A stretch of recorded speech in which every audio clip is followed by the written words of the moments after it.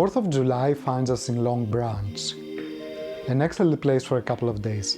Some summer, some sun. So great.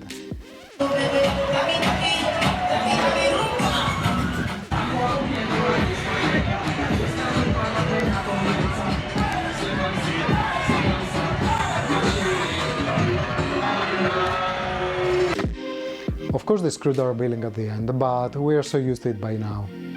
I did file my taxes. I have to say that that's probably the most stressful week of my year. This year was no exception. This meme so describes so much me. Yes, I hit some very important financial milestones this July, and I'm so happy about it. So yeah, a happy tax season. We went to Central Park one day. All New Yorkers escaped there since it was one of the very few non-taboo places to meet at that time, especially in corporate setting. In one of those meetings I saw this writing on the sky. Aeroplanes were painting advertisements with clouds in the sky. That's crazy. I can't wait for this disaster day where people will start painting ads on the moon. I'm not sure there is yet any law prohibiting it, and we have strong enough lasers by now. It will be terrible. I also turned 14,000 days old. That's a more accurate representation of my age instead of how many times I have been around the sun. I guess. 14,000. I like that number. The cherry on top, I started the NASA Academy course on video making. Let me explain what this means. Up to this moment, July 2020, videos have been a distant hobby of mine. Something that I have stopped doing since around August 2011.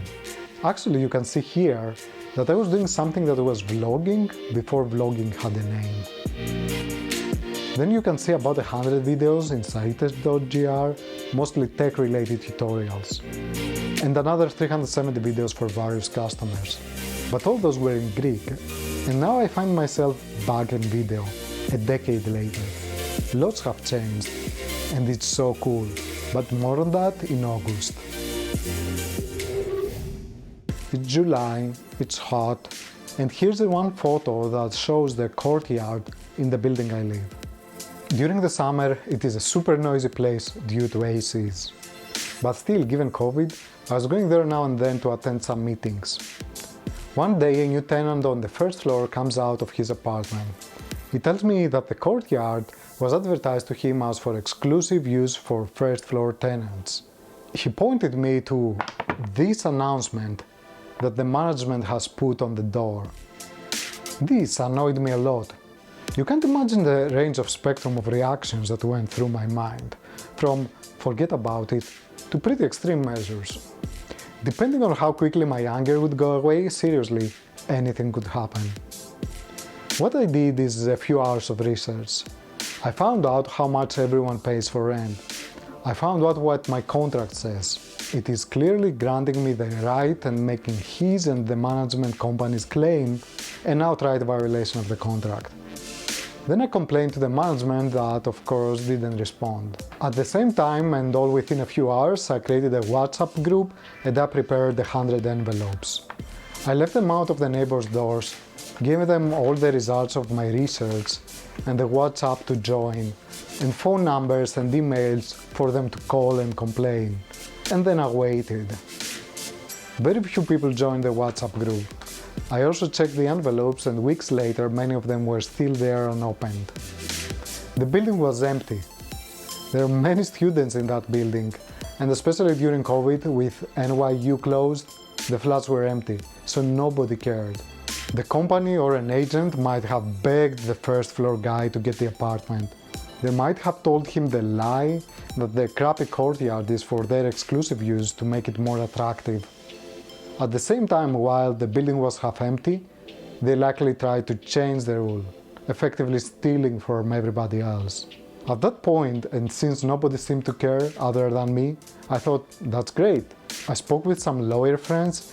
It turns out that a very American thing to do under those circumstances is to pay a lawyer, send them a letter, break the contract immediately, and ask them to pay no rent for a month or two or even more, and see how they react.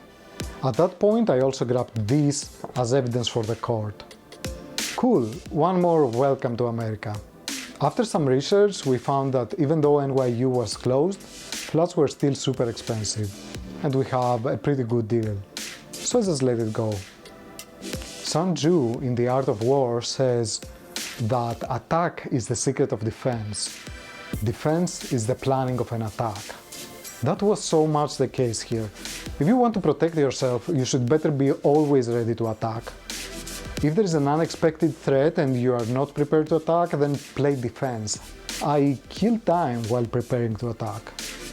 But the real boss in the story is the super.